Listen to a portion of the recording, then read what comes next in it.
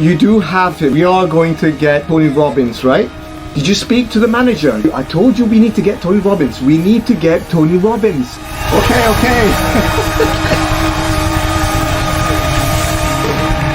Okay, hello folks. So welcome to another edition of I Don't Know What I Have to Know, so I'm gonna find out. So this week's question is, what is imposter syndrome? Imposter syndrome, imposter. That reminds me of a song from the 90s. Is that right? Check a boom boom down. Okay, I don't think that's the actual thing. I don't think that's right.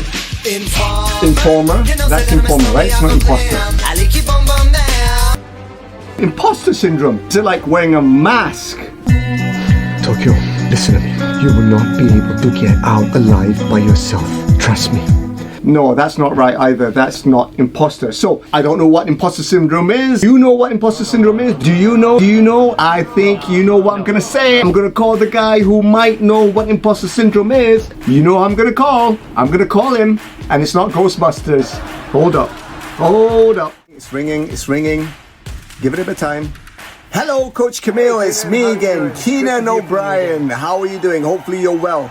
Seriously, the resemblance is uncanny. So this week's question for you is, what is imposter syndrome? Right, great question. Imposter syndrome essentially affects a lot of people. Many people suffer from imposter syndrome. It is the feeling of being a fraud and undermining one's own achievements, even though the achievement is legit.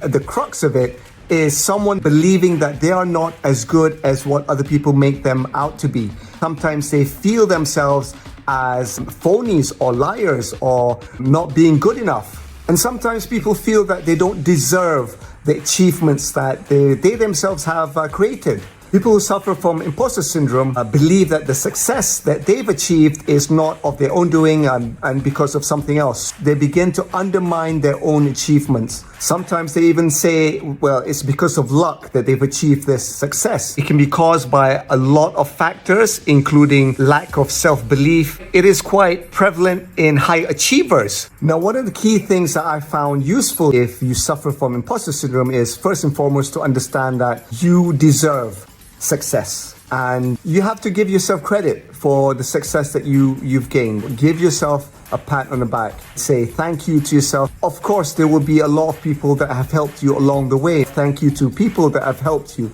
But first and foremost, say thank you to yourself for doing what you've done to achieve that success. Also begin to understand that sometimes you can't do everything on your own. You need help and we need help. We need each other. Seeking help is not a weakness. It is great show of strength of character. It's okay to seek help because we can't do everything on our own. Another good tip is to understand that failure is part of the process. It's okay to fail because you get learning opportunities by failing. Also, try not to look for external validation. The only validation that you need is of yourself. Don't do it to make someone else happy.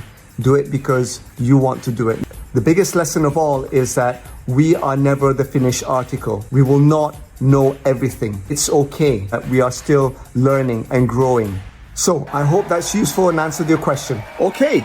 That answers the question. Thank you so much, Coach Camille. So there you go, folks. We hope that answers your question about what imposter syndrome is. And we hope that this episode has helped you, at least giving you some tips from Coach Camille. Follow Coach Camille, follow his academy. I'm sure you're going to benefit from it. So until the next episode, that has been I Don't Know What I Have to Know, so I'm going to find out. I am Keenan O'Brien, and that's it. That's a wrap.